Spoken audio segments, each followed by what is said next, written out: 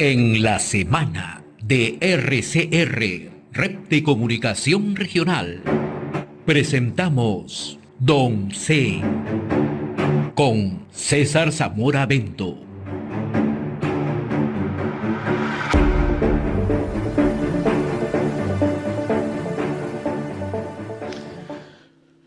Bien, como cada semana le damos la cordial bienvenida a César Zamora Bento, economista y reconocido analista en temas políticos. Buen día, César, ¿cómo estás?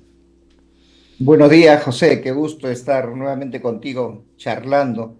Y te comento que estoy haciendo un trabajo de investigación sobre qué ha pasado con la renta que ha generado la economía de Cajamarca, principalmente debido a la actividad minera formal, en cuanto a capitalizar la región, en cuanto a infraestructura física, humana, natural. Y resulta que estamos en una lágrima porque ha habido recursos, ha habido renta, ha habido presupuesto, más gasto corriente que de inversión, pero bueno, también ha habido inversión en una escala creciente, los últimos años decreciente, pero no hemos visto esa renta plasmada en hospitales, colegios, carreteras, represas, etcétera. O sea, esa es una manera de decir que Cajamarca, a pesar de tener y haber generado renta económica, no lo ha sabido invertir, pues, y por eso el país, estoy hablando de Cajamarca, pero eso se replica en todo el país anda mal, porque sencillamente no invertimos en infraestructura productiva. En fin, ese era un, No, discúlpame que haya hecho ese preámbulo, pero pero es lo que estoy sacando del estudio que estoy realizando. interesante porque estás centrando la atención en Cajamarca y me parece relevante que lo toques de esa manera. ¿Sabes por qué? Porque lo que ocurre en Cajamarca, que he tenido ingresos por canon, he tenido ingresos por regalías, y eso no se ha traducido. Entonces, pero ese dinero ha ingresado, Así ese es, dinero se ha dispuesto, ese así dinero lo es. han tenido los gobiernos subnacionales o las autoridades que han dirigido Cajamarca en los últimos años. Entonces es absoluta responsabilidad de quienes han tenido la administración. Y esto lo podemos extrapolar a otras regiones, a Puno, lo podemos extrapolar a Arequipa, lo podemos extrapolar a Huancavelica, lo podemos extrapolar a Piura. Entonces, ¿qué han hecho las autoridades? Entonces hay la excusa perfecta o, en todo caso, se le da la herramienta perfecta a quienes se oponen a las inversiones formales, a las grandes inversiones, a los megaproyectos, es decir, no se ha traducido el cierre de brechas porque no nos ha servido de nada, pero en el fondo no se dice la verdad. En el fondo lo que se dice, el señor X que tuvo a cargo el gobierno regional no hizo absolutamente nada. El señor que tuvo el gobierno en el distrito tal no hizo nada. Cajamarca hay un distrito, La Encañada, tú lo conoces mejor que yo. En La Encañada, un alcalde se atrevió a hacer una plaza de toros porque se le ocurrió, pues, pero no era necesario para él hacer un trabajo de agua y saneamiento. Claro, y después la población siempre se le carga a las empresas, siempre se le carga, y ese no es el fondo del asunto, y tampoco es la verdad el tema, porque hay una manipulación de por medio. Pero interesante, sigue contándome qué arroja tu estudio en Cajamarca. No, esa era una introducción porque ¿Ya? cuando ya tenga los ¿Ya? resultados, cuando ya tenga concluido el estudio, seguramente lo voy a difundir y lo podemos someter a discusión porque Claro, todo estudio, toda hipótesis se así somete es. a discusión. Pero era un poquito para ver que no es que nos falte recursos, que no es que la actividad privada es la monstruo, la mala, el contrario, para mí la inversión privada son los benefactores de la sociedad porque arriesgan su propio capital, no la como el Estado que arriesga el capital de la gente. eh, Genera puestos de trabajo, dinamiza la economía porque compra insumos, vende productos o productos para procesar. O sea, la dinámica del empresariado privado nadie lo está entendiendo en su real dimensión y ponemos a escuchar a gente como Grufides que vilipendia del esfuerzo de aquellos que apuestan su capital, no el capital como el caso de Grufides, que recibe plata regalada con fines oscuros, ¿no? Ahí es bien fácil, pero el empresario, ese empresario que después de la minería compra sus volquetes o que compra y construye su metalmecánica para dar servicios y las tiendas y toda la gama de servicios que genera esta economía, genera renta que llega al Estado y el Estado está en la obligación de invertirlo para generar mayor capitalización en Cajamarca y que la gente tenga mayores niveles de bienestar. Eso no se ha dado durante el periodo 2008-2023, que es el rango del estudio que estoy realizando. Pero era una picadita nada más como para entrar en el tema que siempre nos compete. Bien, vayamos entonces a otro tema. Perú va a ser sede de la reunión anual del Foro de Cooperación Económica Asia-Pacífico, conocido como APEC, ¿no? Y además es la tercera vez que nuestro país es anfitrión, ya realizó o fue sede en el año 2008 y 2016, ¿no? ¿Qué expectativa le ves a APEC 2024? Ya también mirando dentro de la configuración mundial, cómo está el juego de fuerzas o de espacios económicos, espacios políticos que se dan en el mundo. La PEC es un foro, como foro, es sumamente importante porque es algo así que te abre, te pone en vitrina en el mundo todas las capacidades y las potencialidades que tiene el país. Se supone que el país anfitrión tiene que mostrar lo mejor de sí. Un gobierno estable, un gobierno que tenga aceptación, que tenga legitimidad, los actores productivos que estén, o los empresarios que estén en un escenario de certidumbre, que puedan decirle a sus colegas empresarios de otros países de que aquí se puede hacer negocio porque tanto el Poder Judicial como la Fiscalía, como la Seguridad Ciudadana está plenamente controlado. O sea, es el momento en que el país debería haber mostrado una faceta que invite a aquellos empresarios o aquellos inversionistas de otros países o generen alianzas con inversionistas nacionales para poder dinamizar la economía y generar bienestar en el país. Lamentablemente, y tú me preguntas sobre las expectativas, yo puedo decir que lo que estamos o lo que vamos a mostrar, a pesar del maquillaje grosero que le quiera hacer el gobierno, son cosas contrarias a lo que se debería mostrar o lo que los visitantes que van a llegar al país esperan ver. Entonces, es una oportunidad, creo yo, va a ser una oportunidad prácticamente perdida, porque el Estado puede maquillar groseramente cualquier situación, pero la realidad, y eso lo conocen los países, principalmente los países más desarrollados, es negra, preocupante y desalentadora. Una perlita, José. El Estado del gobierno americano ha generado una alerta a sus conciudadanos a puertas de la PEC sobre el nivel de peligrosidad y de delincuencia y de inseguridad ciudadana que existe en el país. Eso de allí es una señal pésima y lamentablemente le tenemos que dar gracias a este gobierno y a su manga de ineficientes ministros de Estado, empezando por el Interior y otros ministros que tienen una performance sumamente lamentable. Esta es una muy mala señal, sin lugar a dudas, y esto se da precisamente, yo lo comentaba a pocos días del inicio de esta cumbre, este Foro de Cooperación Económica Asia-Pacífico que tiene como sede nuestro país. Ahora, hay dentro de las expectativas y lo que algunos ministros de Estado señalan, la oportunidad de generar espacios para captar inversiones, para hacer atractivo al país en sus distintas capacidades productivas. ¿Tenemos ese espacio en la PEC, crees tú? ¿O simple y llanamente es un foro donde van a venir, van a observar cómo está el Perú y a partir de ahí hacer una evaluación real si es que se puede o no se puede invertir o se puede confiar en el país?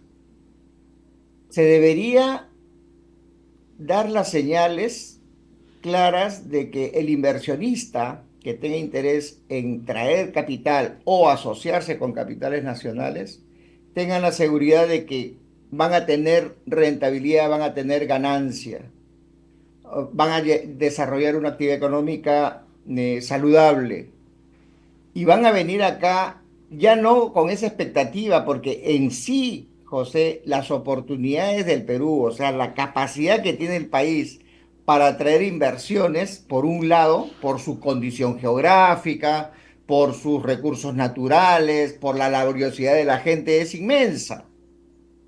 Sin embargo, hay otros factores que la contrarrestan.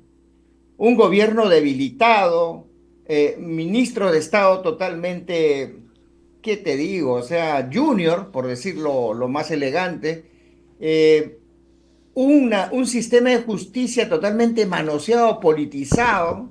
O sea, esos son los factores negativos a lo que el Perú tiene por propia naturaleza, por propia capacidad, por bendición de Dios, si queremos darle un nombre.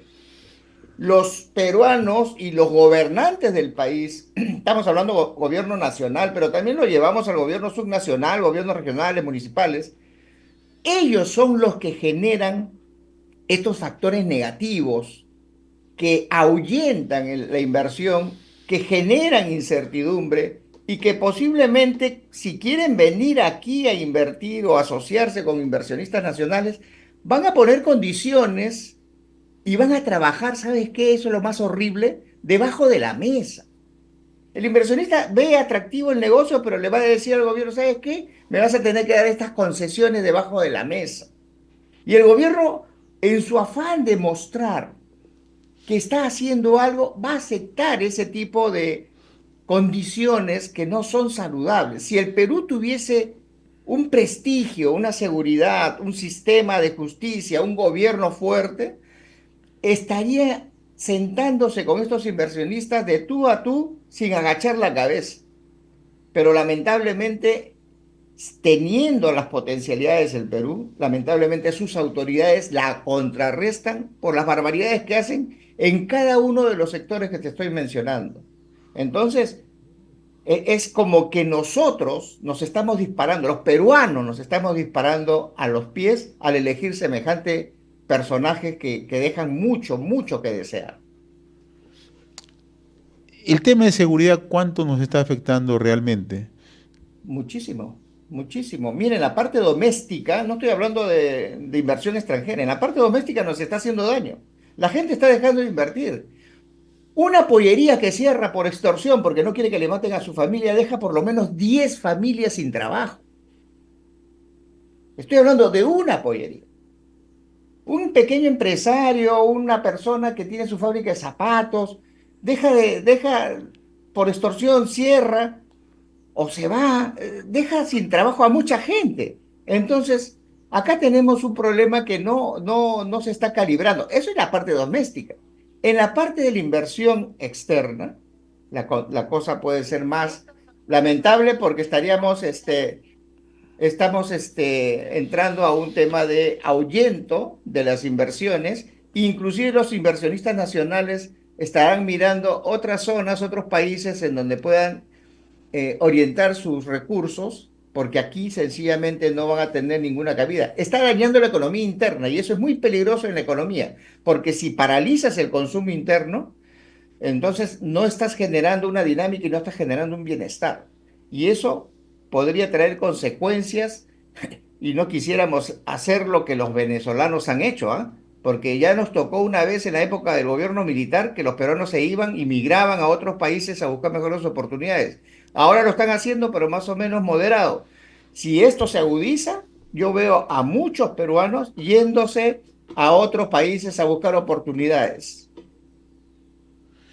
Situación bastante compleja, ¿no? Y esto contrasta, además, con lo que piensa la población y lo que piensa el gobierno como tal, César, ¿ah?